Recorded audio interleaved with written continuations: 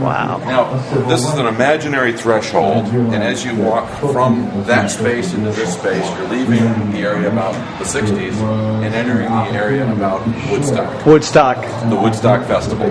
And of course, you've got the four organizers of the festival, Mike Lang, Artie Kornfeld, Joel Rosenman, and John Roberts.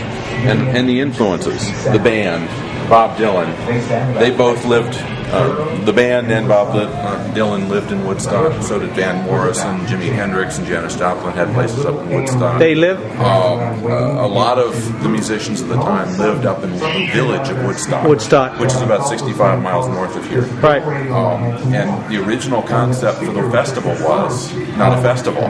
It was, let's build a recording studio. So these two approached these two and asked them for money to support the construction of a recording studio. Well, these guys had already made a recording studio in New York City. So they were less interested in doing another recording studio and more interested in the other idea. They could bring these groups to celebrate the opening of the studio and have a little concert as a celebration. Right. They thought, wouldn't it be much better to do a concert? Michael had already done a rock festival down in Miami, and Artie had years of experience at Capitol Records, so it was just a natural that they move into the concert realm.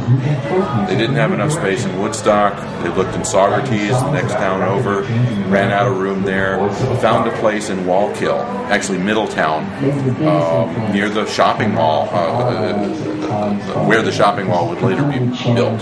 But if you know where the Galleria is in Middletown, that's basically where Woodstock was happening, about a mile over.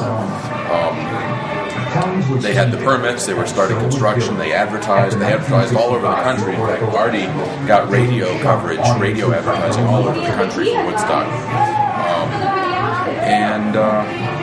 The town fathers of Wallkill said, wait a minute, we don't want a bunch of hippies in our backyard.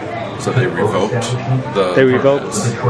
And with about a month left. Just a month. Michael and Artie Michael had to find a new site. And just by luck, he was introduced to Max Yasker, saw the land, said, this is perfect. This is where we'll have it.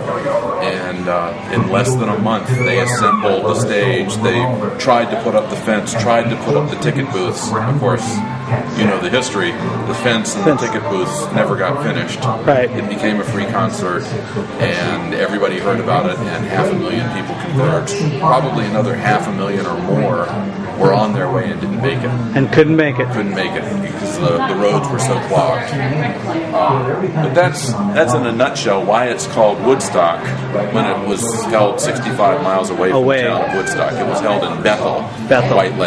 White Lake, Bethel Township. Wow.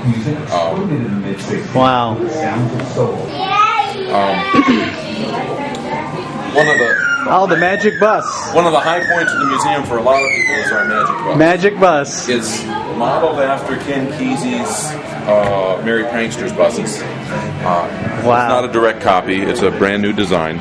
This is not an authentic bus from Woodstock. It's a 1950s era Chevy bus that we've painted to look like a hippie bus. Yep. So it's a prop, but it's a prop you can walk into and see a film about going to the Woodstock Festival. Oh, yes, and there's the bus. People continue to travel to Woodstock all weekend. Oh, my gosh. By Saturday, the Woodstock Music Festival. There it is, folks, the Woodstock Festival. And I remember being in this helicopter. This is a good quote. And this big cop looked down and said, a lot of hippies down there. I bet they're doing lots of illegal stuff. And I suddenly realized, man, this was going to be a party. This was going to be Okay. That was Arlo Guthrie. That was Arlo Guthrie who said that. Guthrie describing that he knew that Woodstock was going to be a party. How did he know? How did he know? Wow. We have 3 video pods in the museum. And there's one in the 60s area, one here near the bus, and one a little further on. And at these video pods, you can push a button and see a short film about a specific topic.